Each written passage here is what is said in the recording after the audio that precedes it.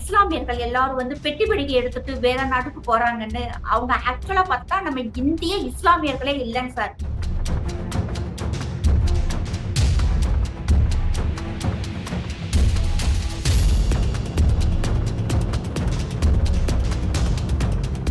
இந்த மம்தா பானர்ஜி என்ன பண்ணிட்டாங்கன்னா, பங்களாதேஷ்ல இருந்து வர்றவன், பாகிஸ்தான்ல இருந்து வந்தவன், மியான்மர்ல இருந்து வந்த ரோஹிங்கியன்ஸ் அத்தனை பரதேசிகளுக்கும் இங்க Aadhaar card, ration card, voter ID எல்லாம் கொடுத்து, பேங்க்ல லோனையும் கொடுத்து, மோடி திட்டத்துல வீடை கொடுத்து, நம்ம மக்கள் கட்டுற வரி பணத்துல அவங்களுக்கு சோத்தையும் போட்டு பாதுகாப்பா வச்சுக்கிட்டு ஒரு ஓட்டு பேங்க் கிட்டத்தட்ட ஒரு 40% ஓட்டு பேங்க் அந்த பொம்பளை கையில இருக்குங்க சார்.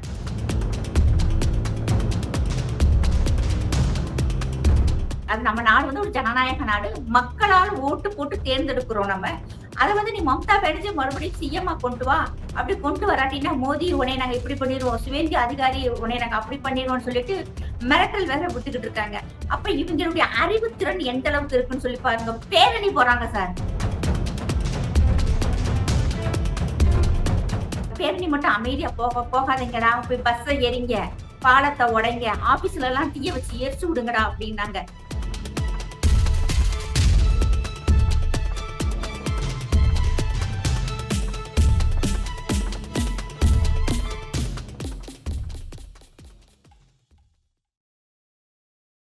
நாரதர் மீடியா உணர்வாளர்களுக்கு வணக்கங்கள். நான் உங்கள் விஜய் சின்னசாமி. இன்று நம்முடன் இணைந்திருக்கிறார் தேசியவாதி சஹானா பேகம் அவர்கள். வணக்கம் ஜி. வணக்கம் சார். மேற்கு வங்கத்தில் பாஜக ஆட்சி அமைத்த பிறகு அங்கே உள்ள இஸ்லாமியர்கள்லாம் அவங்களோட பெட்டி படுக்கையெல்லாம் எடுத்துக்கிட்டு போகிற மாதிரி, இடத்த காலி பண்ணி வேறு மாநிலங்களுக்கு வேறு நாட்டுக்கு போகிற மாதிரியான வீடியோக்கள்லாம் வெளியாகிக்கிட்டு இருக்கு. அது மட்டும் இல்லாமல் அந்த மாநிலத்தை நோக்கி பல ஜேசிபி வாங்கிட்டு போகிற மாதிரி அந்த மாதிரியான வீடியோக்கள் நம்ம பார்க்க முடிகிறது. அது மட்டும் இல்லாமல் இங்கே திமுக ஆதரவு ஊடகங்கள்லாம் என்ன பேசுகிறாங்க அப்படின்னா, அங்கே இஸ்லாமியர்களுக்கு எதிரான ஒரு ஆட்சி பாஜக அமைத்து இருக்கிறது என்பதை போலவும் இங்கே பிரபகண்டா பண்ணிட்டு இருக்காங்க. ஜி, உண்மை என்ன ஜி? அங்கே என்ன நடந்துகிட்டு இருக்கு? 15 வருஷமாக டிஎம்சி மம்தா பானர்ஜி அவங்க ஆட்சி நடந்துச்சு. அன்னைக்கெல்லாம் யாருமே சொல்லல அங்க இருக்க ஹிந்துக்கள் எல்லாமே கொடுமைப்படுத்தப்பட்டாங்க. ஒவ்வொரு எலெக்ஷன் டைம்லயும் வன்முறைகள் நடந்தது, பெண்கள் கற்பழிக்கப்பட்டாங்க. பிரச்சாரத்துக்கு போன ஆர்எஸ்எஸ் காரர்களும் பாஜக தொண்டர்களும் வெட்டி படுகொலை செய்யப்பட்டாங்க. அப்பெல்லாம் இங்க இருக்க ஊடகங்கள் யாருமே ஏன் சார் வாயை திறக்கல? 15 வருஷமா அவங்க ஒவ்வொரு நாளும் சித்திரவதைப்பட்டிருக்காங்க சார். நம்ம இன்னைக்கு சம்பாதிக்கிற காசுல பாதி காசு கட்மணி வாழான்னு சொல்லுவாங்க. அவங்களுக்கு நம்ம தண்டா அழுகணும். ஒரு கடை வச்சா கூட அங்க யாரு கடை வச்சாலுமே அந்த குண்டர்களுக்கு டெய்லி நம்ம மாமூல் கொடுக்கணும். அடுத்தவங்களோட சொத்தை அடிச்சு பிடிங்கிருக்காங்க. அங்க இருக்க மக்கள், குறிப்பா பார்த்தோம்னா இந்துக்கள் மிகவும் ஒரு சித்திரவதை அனுபவிச்சிருக்காங்க சார். 1947க்கு பிறகு பார்த்தோம்னா 20 வருஷம் காங்கிரஸ் ஆட்சி நடந்திருக்கு, 35 வருஷம் கம்யூனிஸ்ட் ஆட்சி நடந்திருக்கு, 15 வருஷம் டிஎம்சி மம்தாவுடைய ஆட்சி நடந்திருக்கு. ஒரு பெண்ணாக இருந்தும் கொஞ்சம் கூட இரக்கம் இல்லாம பதவி வெறி பிடிச்ச அந்த பொம்பளை எல்லாம் இருந்தாங்க சார். இந்த முறை பாஜக அங்க ஆட்சி அமைச்சது மிகப்பெரிய சாதனை, ஒரு வரலாற்று சிறப்பு மிக்க வெற்றியாதாங்க சார் நான் பாக்குறேன். அதாவது இவங்க சொல்றாங்க இல்லையா, அங்க இஸ்லாமியர்கள் எல்லாரும் பெட்டி படிக்க எடுத்துட்டு வேற நாட்டுக்கு போறாங்கன்னு அவங்க ஆக்சுவலா பார்த்தா நம்ம இந்திய இஸ்லாமியர்களே இல்லைங்க சார். இவங்க எதையாவது சொல்லணும், இங்க இருக்கிற மத்த இஸ்லாமியர்களுக்கு ஒரு பதட்டத்தை ஏற்படுத்தணும், ஏதாவது ஒரு கலவரம் கொண்டு வரணும், நம் பாரத பிரதமருக்கும் நம் நாட்டுக்கும் ஏதாவது ஒரு கெட்ட பேர் ஏற்படுத்தணும், அவப்பெயர் ஏற்படுத்தணுங்கிறதுக்காகவே ஒரு பெரிய டீமே இங்க நம் நாட்டுக்கு நம் பிரதமருக்கு எதிராக செயல்படுறாங்க சார். அதுல ஒண்ணுதான் நம்ம பாக்குற வீடியோஸ் எல்லாமே. அவங்க எல்லாருமே பங்களாதேஷ் முஸ்லிம்ஸ் சார். அவங்கள யாருமே போங்கன்னே சொல்லல. அவங்களுக்கா தெரிஞ்சுக்கிடுச்சு. நம்ம அந்த நிறைய வீடியோஸ் எல்லாம் இங்கிட்டு அவ்வளவா பாப்புலர் ஆக மாட்டேங்குது சார். அதாவது அங்க இருக்கிற பேட்டி, அதாவது மீடியாக்காரங்க எல்லாம் போய் பேட்டி கேக்குறாங்க. நீங்க யாரு என்னன்னு சொல்லி கேட்கும்போது, நாங்க பங்களாதேஷ்ல இருந்து 5 வருஷம் ஆகுது, 10 வருஷம் ஆகுது, 6 மாசம் ஆகுது, 1 வருஷம் ஆகுதுங்கிறாங்க. இப்ப ஏன் போறீங்கன்னா, இங்க பாஜக ஆட்சி வந்துருச்சு, நாங்க இருக்க முடியாது, போறோம் அப்படிங்கிறாங்க. அவன் வந்ததே திருட்டுத்தனமா, களவாணித்தனமா இந்த நாட்டுக்குள்ள வந்திருக்கான். இங்க நம் நாட்டினுடைய வளங்களையும் செல்வங்களையும் நம்ம மக்களுக்கு கிடைக்கக்கூடிய, நம்ம மக்கள் கட்டின வரி பணத்துல அவங்க இங்க உட்காந்துட்டு ஒரு கல்யாணம் 4 கல்யாணம் முடிச்சுக்கிறாங்க, 10 பிள்ளை 20 பிள்ளை 30 பிள்ளை பெத்துக்கிறாங்க. அத்தனைக்கு சேர்த்து நம்ம கவர்மெண்ட் அழுகுதுக்கு சார். ஆனா இங்க இருக்கிற இந்துக்களும் அந்த ஊரை சார்ந்த இஸ்லாமியர்களும் அந்த அளவுக்கு சித்திரவதை படுத்துறாங்க. அங்க இருக்க இஸ்லாமியர்களை இப்ப இவங்களும் சேர்த்துதான் அனுப்புறாங்க. எல்லாரும் தானாக போறாங்க சார். என்னன்னா, அங்க வந்து எலக்ஷனுக்கு முன்னாடி நடந்த மக்களுக்கு அங்க இருக்கும் மக்களுக்கு நம்முடைய பாஜக அரசாங்கம் தைரியம் குடுத்தாங்க. யோகி ஆதித்யநாத் ஆகட்டும், ஹேமந்த பிஸ்வ சர்மாவாகட்டும், தேவேந்திர ஃபட்னவிஸ் ஆகட்டும், இவங்கெல்லாம் போய் அந்த மக்கள்ட்ட பேசி ஒரு தைரியத்த குடுத்து ஏன்னா, அவங்களுக்கு ஃபர்ஸ்ட் வந்து ஒரு நல்ல பாதுகாப்பு வேணும் சார். இந்த மம்தா பானர்ஜி என்ன பண்ணிட்டாங்கன்னா, பங்களாதேஷ்ல இருந்து வர்றவன், பாகிஸ்தான்ல இருந்து வந்தவன், மியான்மர்ல இருந்து வந்த ரோஹிங்கியன்ஸ் அத்தன பரதேசிகளுக்கும் இங்க வந்து Aadhaar card, ration card, voter ID எல்லாம் குடுத்து, பேங்க்ல லோனையும் குடுத்து, மோடி திட்டத்துல வீட குடுத்து, நம்ம மக்கள் கட்டுற வரி பணத்துல அவங்களுக்கு சோத்தையும் போட்டு, பாதுகாப்பா வச்சுக்கிட்டு ஒரு ஓட்டு பேங்க் கிட்டத்தட்ட ஒரு 40% ஓட்டு பேங்க் அந்த பொம்பள கையில இருக்குங்க சார். இது எல்லாமே வச்சுக்கிட்டு தான் அங்க இருக்க இந்துக்கள வந்து சித்திரவதைப்படுத்துறது. அதாவது வந்து ஜெய் ஸ்ரீராம் சொல்லக்கூடாது, ராமன் நவமி கொண்டாடக்கூடாது, காளி பூஜை கொண்டாடக்கூடாது, வந்தே மாதரம் சொல்லக்கூடாது. எல்லாத்தையுமே இப்ப நம்மளுடைய திமுக அரசாங்கம் இருந்ததுலயே அதே மாதிரி அழிச்சாட்டியம் பண்ணிக்கிட்டு இருந்தாங்க. இந்த முறை அந்த மக்கள் வந்து திருந்திக்கிட்டாங்க. போதும் இனிமேல் வந்து அவங்களால வந்து சமாளிக்க முடியாது. இனிமேலு நம்ம எப்படியுமே இங்க இருக்கிறது கஷ்டம் அப்படின்னு நினைச்சிட்டு அந்த மக்கள் கிட்டத்தட்ட பார்த்தோம்னா அ நெறைய பேருங்க சார். 40,000 பேர், 20,000 பேருன்ட்டு மற்ற மாநிலங்கள்ல அகதிகளாக இருக்கிறாங்க சார். இன்னைக்கும் அகதிகளாகத்தான் இருக்கிறாங்க. ஏன்னா, அவங்களுக்கு பயம். நம்ம மறுபடியும் வந்து மேற்கு வங்காளத்துக்கு போயிட்டோம்னா, நம்ம வாழக்கூட நமக்கு வந்து ஒரு ஆதரவு இல்லாம இருக்கும். ஒரு வேலை வாய்ப்புகள் இல்ல. அதனால வந்து நெறைய பேர் இன்னைக்கு அகதிகளாக இருக்கிறாங்க. நம்ம நம்ம நாட்ட பத்தி தான் சார் கவலைப்படணும். அவங்க திருட்டுத்தனமா, களவாணித்தனமா நம்ம நாட்டுக்குள்ள வந்திருக்கான். அவன பத்தி எதுக்கு இங்க இருக்க மீடியா கவலைப்படுதுன்ட்டு எனக்கும் தெரிய மாட்டேங்குது. அவங்க ஃபுல்லாவே வந்து பங்களாதேஷ் முஸ்லிம்கள். அவன் நாட்ட தேடி அவன் போறான். இன்னொன்னு பாத்தீங்கன்னா சார், நம்ம நாட்டுல ஒரு எலக்ஷன் நடக்குது. பக்கத்துல இருக்க நாட்டுக்காரனுக்கு எதுக்கு வயிறு தலைவலியும் வருதுன்னு தெரியல. அங்க இருக்கும் இஸ்லாமியர்கள், அங்க இருக்கும் ஜமாத்துகள், அங்க இருக்கும் இஸ்லாமிய அமைப்புகள் அந்த தீவிரவாத அமைப்பு, அந்த பயங்கரவாத அமைப்பு அத்தன பேர் என்ன செய்றாங்கன்னா, நம் பாரத பிரதமருக்கும், நம்ம உள்துறை அமைச்சருக்கும், அது இப்ப மாநிலத்துல வந்து சிஎம் ஆக பொறுப்பேற்றிருக்க சுவேந்து அதிகாரி அவரும் சேர்த்து, அவங்கள வந்து அதாவது கொலை மிரட்டல் விடுறது.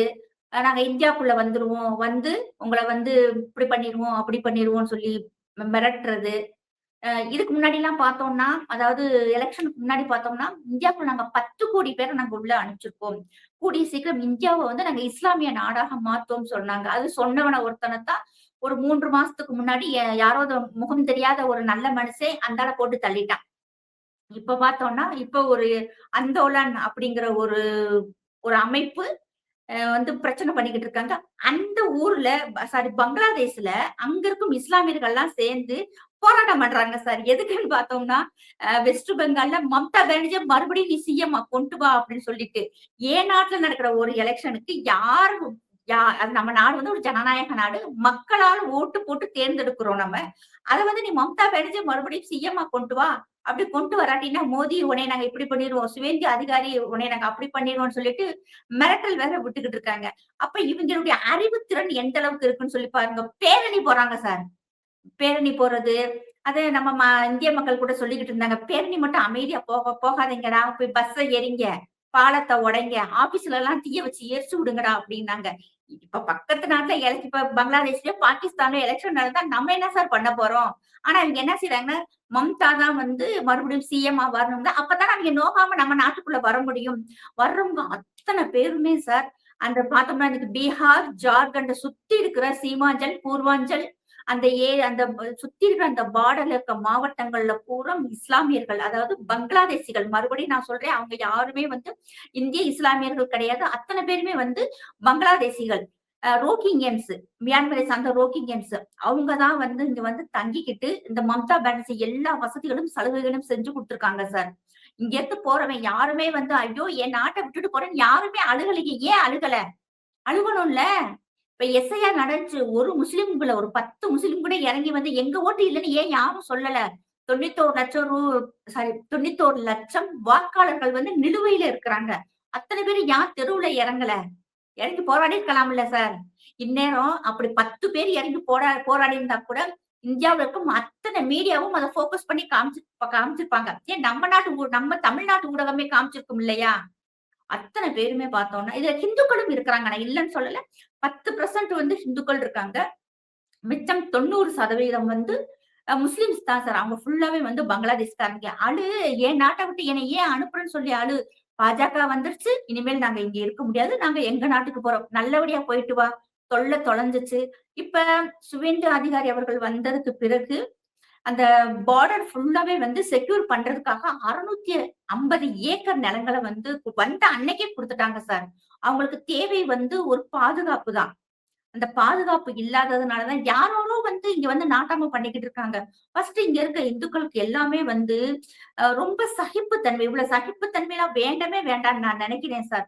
நம்ம ஊருக்குள்ள வந்து இருந்துகிட்டு, நம்ம நாட்டுல நம்ம காசவே தின்னுட்டு, நம்மளவே இவன் திருப்பி அடிக்கிறான். அப்ப அவன சாத்துற சாத்துல எல்லாத்தையும் போட்டுட்டு வெறும் ஆளா ஓடணும். ஆனா அவன் இங்க இருந்துகிட்டு எல்லா பொருளையும் தூக்கிட்டு வேற போறான். அதையும் இங்க வீடியோ எல்லாம் போடுறாங்க அங்க இருக்கிற மக்கள். பாரேன் பாஜக ஆட்சிக்கு வந்தோனே இங்க இருக்கிற எல்லாம் அவன் பூரா போறான் அப்படின்ட்டு. அவங்க போறது ஃபுல்லாவேவும் பங்களாதேசிகள். ஆ அங்க இருக்கும் இந்திய இஸ்லாமியர்கள் வந்து இப்ப இனிமேல் சட்டம் ஒழுங்கு சரியா இருக்கும் அப்படின்னு நம்புறாங்க.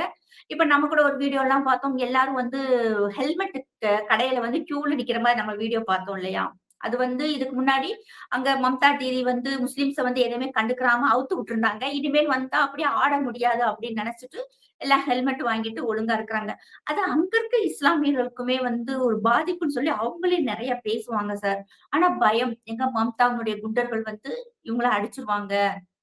தேவையில்லாத நெறைய பிரச்சனைகள்ல சிக்க வேண்டி வரும். இல்லாட்டி வீட்ட புடிங்கிட்டு அவங்கள வெளிய பத்தி விட்டுர்றாங்க சார். இதெல்லாம் எப்படித்தான் இப்படி ஒரு காட்டாட்சி ஒரு பொம்பள நடத்துனாங்கன்னே ரொம்ப ஆச்சரியமாக இருக்கு. அந்த மக்களுக்கு இப்பதான் சார் ஒரு விடிவு காலம் வந்திருக்கு. அது வந்து இவங்களுக்கு தாங்க மாட்டேங்குது. என்னன்னு பார்த்தோம்னா சார், நடுவுல வந்து பங்களாதேஷ் இருக்கு. இந்த பக்கம் வெஸ்ட் பெங்கால், அங்கிட்டு அஸ்ஸாம், அதுக்கு பக்கத்துல பார்த்தோம்னா திரிபுரா, கீழ பார்த்தோம்னா வங்காள விரிகுடா. நடுவுல இவன் நாடு மாறி இருக்கு. இப்ப பங்களாதேஷ்காரன்லாம் என்ன சொல்றாங்கன்னு பார்த்தாங்கன்னா, "என்னடா நாட்ட இப்படி பிரிச்சு குடுத்துட்டு போயிருக்கீங்க. எங்கிட்டுமே தப்பிக்க முடியாது." அப்படி ரவுண்டா போட்டாங்க சார். நம்ம அந்த மேப்ப கூட போடுவோம் உங்க நேயர்களுக்கு. அதுல பார்த்தோம்னா நடுவுல இவன் மட்டும் அழுகுற மாதிரி ஒரு போட்டோஸ் ஒண்ணு ரொம்ப வைரலா போய்க்கிட்டு இருக்கு. அது மாதிரி தான் இருக்கு. இப்ப மக்கள் வந்து நிம்மதியாக, சந்தோஷமாக இருக்க போறாங்க சார். இப்ப இது வந்து அங்க பாஜக ஆட்சி அமர்ந்துட்டு நம்ம சந்தோஷப்படுறோம். பட் இன்னும் அத சரி பண்றதுக்கேவும் சுவேந்து அதிகாரி அவர்களுக்கு 2 வருஷம் ஆகும் சார். அந்த அளவுக்கு அங்க பிரச்சனைகள அந்த பொம்பளை ஏற்படுத்தி விட்டு போயிருக்காங்க. ஃபர்ஸ்ட் கடன்கார மாநிலம், வேலை வாய்ப்புகள் இல்ல அவங்களுக்கெல்லாம். கிட்டத்தட்ட பார்த்தோம்னா, ஒவ்வொரு ஏரியாவுலயுமே 20,00,000 30,00,000 பேருக்கு மேல வெளி மாநிலங்கள்ல வேலைக்காக ஆண்கள் போயிருக்காங்களாம் சார். இப்ப அவங்களெல்லாம் வந்து இங்க வேலை வாய்ப்பை ஏற்படுத்தி குடுத்து அவங்களெல்லாம் திரும்ப கூப்பிடணும் அப்படின்னு சொல்றாங்க. இவங்க சொல்றாங்க இல்லையா, முஸ்லிம்ஸ்கள பத்தி பேசும்போது, இப்ப பார்த்தோம்னா 6 குடும்பத்தை சார்ந்த 17 நபர்கள் இஸ்லாமியர்கள் மறுபடியும் வந்து வெஸ்ட் பெங்கால்குள்ள வந்திருக்காங்க. அவங்கலாம் டிஎம்சி தொண்டர்கள். மம்தா பானர்ஜிக்கு வந்து அடியாளா வேலை பார்த்தவங்க. சந்தேஷ் காலியில இந்த ஷாஜகான் ஷேக்குன்னு சொல்லி ஒரு ஆள் இருக்கான், ஒரு ரவுடி. அவன் செய்த செயல்கள் பிடிக்கலன்னு சொன்னதுக்காக இவங்களெல்லாம் கொல்ல வந்தது. இவங்க வீடு எல்லாத்தையும் விட்டுட்டு தப்பிச்சு ஓடி போயிட்டாங்க அந்த ஆண்கள் எல்லாம். இப்ப மறுபடியும் அவங்க வந்து அவங்கலாம் பேட்டி குடுக்குறாங்களே! அதெல்லாம் வெளிய வராது. எவனோ எங்கேயோ போறான். இப்படிதான் சார் சிஏஏ போராட்டத்துல இவங்க அப்படிதான் சார் பண்ணாங்க.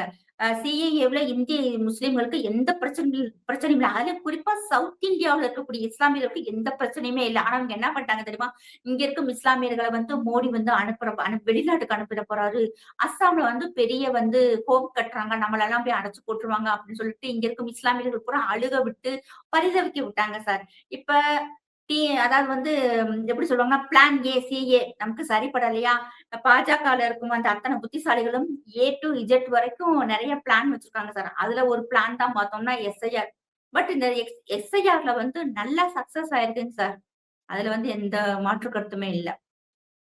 இப்ப நீங்க இன்னொன்னு சொன்னீங்க, அதாவது வந்து புல்டோசர் எல்லாம் வருது அப்படின்னு சொல்லிட்டு. புல்டோசர் வரட்டும் சார். நான்லாம் உண்மையிலேயே வரவேற்கிறேன். அந்த மாநில மக்களுமே வந்து வரவேற்கிறாங்க. எப்படின்னு பார்த்தோம்னா, அந்த மாநில மக்களினுடைய வீடுகளை, கடைகள, அவங்களுடைய சொத்துக்கள வந்து அங்க இருக்கும் அந்த ரவுடிகள், அந்த குண்டர்கள் எல்லாருமே வந்து கேப்சர் பண்ணி வச்சிருக்காங்க. அப்ப அவங்கள காலி பண்ணணும். அது மட்டும் இல்லாம நெறைய கிரிமினல்ஸ் இருக்கிறாங்க சார். அந்த கிரிமினல்கள வந்து நம்ம சரிப்படுத்தணும்னா, அவங்க பாஷையில நம்ம மோடி சொன்ன மாதிரி, அவங்க பாஷையில தான் நம்ம சொல்லணும். அப்ப கண்டிப்பாக புல்டோசர் வேணும். அது மட்டும் இல்லாம, இன்னும் இன்னும் நிறைய பாருங்களேன். இப்பவே அவங்க சொல்றாங்க இஸ்லாமியர்கள் வந்து பாதிக்கப்பட்டிருக்காங்கன்னு. இல்லவே இல்ல. இனிமேல் தான் சுவேந்து அதிகாரிக்கு வேலையே இருக்கு. அங்க இருக்கும் மதரசாக்கள்ல 10 வயசுக்கு கீழ இருக்க பிள்ளைகள் வந்து ரேப் பண்ணியிருக்காங்க. அங்க இருக்கிற அதாவது மதரசாவுல இருக்கக்கூடிய அஜத்துகள், மௌலானாக்கள். அந்த விஷயங்கள் ஃபுல்லாவே வந்து நெறைய வரும். அப்பல்லாம் வரும்போது இவங்கலாம் என்ன பண்ண போறாங்க? நாசர் கான், காதர் கான் அப்படிங்கிறவங்கலாம் இதுக்காகவே உருவாக்கப்பட்ட ஒரு ரவுடி கும்பல். அந்த கும்பல்லலாம் கண்டிப்பா என்கவுண்டர்ல போடணும் சார். இவங்கலாம் பார்த்தீங்கன்னா, ரேபிஸ்ட்டுக. ரேபிஸ்ட் லிஸ்டே இருக்கு. அதாவது இந்தியாவுல வந்து அதிகமாக கிரிமினல்ஸ், இஸ்லாமிய கிரிமினல்ஸ்ன்னே நம்ம ஓப்பனா சொல்லலாம். அத்தன பேரும் நெறைய இருக்கிறது பார்த்தோம்னா, வெஸ்ட் பெங்கால் அந்த டெல்லி. டெல்லியில இப்ப ரேகா குப்தா அவர்கள் வந்ததுக்கு பிறகு நெறைய குறைஞ்சிருக்கு. இப்ப களை எடுக்கிறதுக்கு வந்து சுவேந்து அதிகாரி வந்திருக்காங்க. புல்டோசர் ஆக்ஷன் நல்ல ஆக்ஷன் தான் சார். அதுல ஒண்ணும் பிரச்சனையே இல்ல. அதாவது தண்டனைகள் கடுமையாக இருந்தா மட்டும் தான் சார் தப்புக்கள் எல்லாம் குறையும். இல்லன்னு வச்சுக்கோங்களேன், அப்ப அந்த மக்கள் ஓட்டு போட்டு இன்னைக்கு பாஜகவ அங்க ஆட்சியில வர வச்சிருக்காங்கங்கிறதுக்கு அர்த்தமே இல்லாம போயிரும். இவருக்கு தெரியும் சார் டிஎம்சியினுடைய பாம்பின் கால் பாம்பறியும். இவங்க வந்து இவரு சுவேந்து அதிகாரி வந்து டிஎம்சில இருந்தவர்னால மம்தா பானர்ஜியோட குணங்கள் எல்லாமே நல்லா தெரியும். ரவுடிகள் யார் யாரு எல்லாமே இவருக்கு தெரியும். இப்ப முந்தா நாள் பார்த்தோம்னா, அந்த பழைய கேஸ் எல்லாம் எடுக்க ஆரம்பிச்சுட்டாரு சார். எடுக்க ஆரம்பிச்சு யா யார் யார என்ன பண்ணணும்? எத்தன பேர என்கவுண்டர்ல போடணும்? எத்தன பேருக்கு வந்து என்னென்ன பண்ணணும்னு சொல்லி பெரிய ஃபைலு எடுத்துக்கொண்டு இப்பல்லாம் பார்க்க ஆரம்பிச்சிருக்காங்க. உத்தரப்பிரதேசல இருந்து அஜய் பால் சிங் அப்படிங்கிற ஒரு என்கவுண்டர் ஸ்பெஷலிஸ்ட் ஒரு எஸ்பிய வந்து வெஸ்ட் பெங்காலுக்கு வந்து அப்பாயிண்ட் பண்ணியிருக்காங்க சார். இல்ல அங்க நெறைய நல்ல மாற்றங்கள் நடக்கும். அது பிடிக்காதவங்க வேண்டா எத வேணா சொல்லிட்டு போகட்டும் சார். அந்த மாநில மக்களுக்கு வந்து என்ன தேவை? இன்னைக்கு நிம்மதியான வாழ்க்கை தேவை. அத வந்து பாஜக கவர்மெண்ட் குடுக்கும்னு அவங்க நம்புறாங்க. மக்கள் ஓட்டு போட்டிருக்காங்க. ஆக்சுவலா அவங்க வந்து 150 சீட்டு வரைக்கும் வரும்னு தான் நெனச்சாங்க. ஆனா மக்கள் தன்னெழுச்சியாக வந்து 207 சீட்டு குடுத்திருக்கிறதுலாம் உண்மையிலேயே ரொம்ப நல்ல விஷயம். அந்த மக்களுக்கு வந்து இன்னைக்கு ஒரு விடிவு காலம் வந்திருக்கு. எனக்கெல்லாம் ரொம்ப சந்தோஷம் சார். என் ஃப்ரெண்ட் எல்லாம் அங்க தான் இருக்கிறாங்க. பவானிபூர்ல தான் இருக்கிறாங்க. அவங்க வந்து ஒரு குஜராத்தி. அவங்க பேசும்போது ரொம்ப வருத்தப்படுவாங்க. இன்னைக்கு அவங்க எல்லாம் சந்தோஷமா இருக்கிறாங்க. அதெல்லாம் பார்க்கும்போது உண்மையிலேயே நல்ல மாற்றம். அதே மாற்றம் கூடிய சீக்கிரம் தமிழகத்திலயும் வரணும் சார். ஒரே வார்த்தையில பதில் சொல்ற மாதிரி இருந்ததுன்னா, மேற்கு வங்கத்தில் பாஜக ஆட்சி அமைத்தது இஸ்லாமியர்களுக்கு பாதிப்பா, பாதுகாப்பா? இதுக்கு ஒரே வார்த்தையில பதில் சொல்லணும்னா என்ன? பாதுகாப்பு தான் சார். பாதுகாப்பு தான். ஏன்னா அந்த மாநில மக்களே வந்து மம்தா பானர்ஜியினுடைய ஆட்சிய வந்து விரும்பல. அது எனக்கு நல்லா தெரியும். ஏன்னா, இவங்களுக்கு கிடைக்கக்கூடிய சலுகைகள யாரோ வந்து ஒருத்தவங்க தட்டி பறிச்சுட்டு போறாங்க. இவங்களுக்கு அதாவது வெஸ்ட் பெங்கால்ல இருக்கக்கூடிய இஸ்லாமியர்களுக்கே வந்து அ அதாவது ரோஹிங்கியன்ஸ்னாலயும், பங்களாதேஷ்கள்னாலயும் பாதுகாப்பு இல்ல. அதனால இன்னைக்கு அவங்களே இப்ப நான் இன்னொரு வீடியோ கூட நான் உங்களுக்கு அனுப்புறேன் சார். அங்க இருக்கும் இஸ்லாமியர்கள் வந்து ஜெய் ஸ்ரீராம் சொல்றாங்க. பயத்தினால இல்ல சார். எலக்ஷனுக்கு முன்னாடி நான் சொல்றேன்.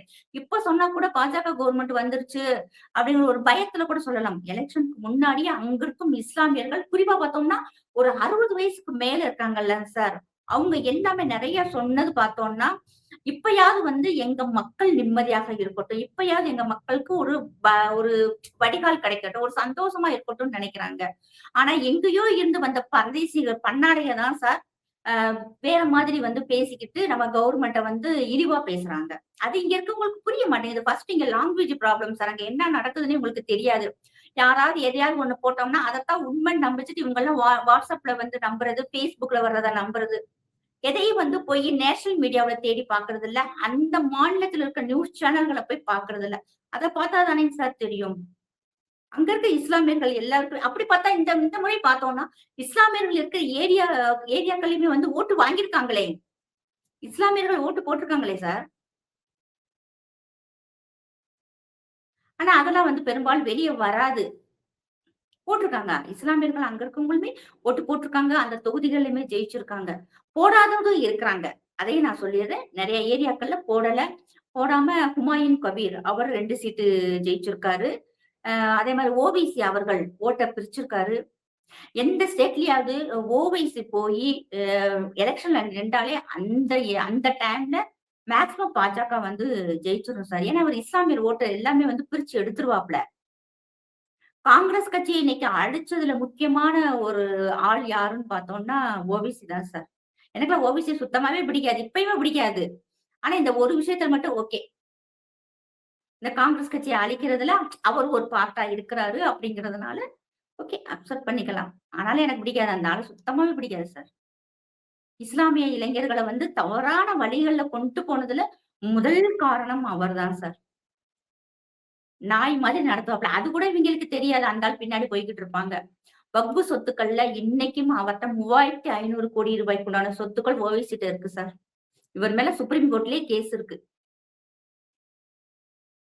ஆனாலும் நல்ல மனுஷன் தான் நடந்துக்கிறாரு. என்ன பண்றது? நம்ம நாட்டு சட்டம் அந்த அளவுக்கு கேவலமா இருக்கு. உங்களுடைய பொன்னான நேரத்தை ஒதுக்கி பல தகவல்களை நாடக மீடியாவுடன் பகிர்ந்து கொண்டதற்கு மிக்க நன்றி. Jai Hind, Jai Bharat. Thank you sir.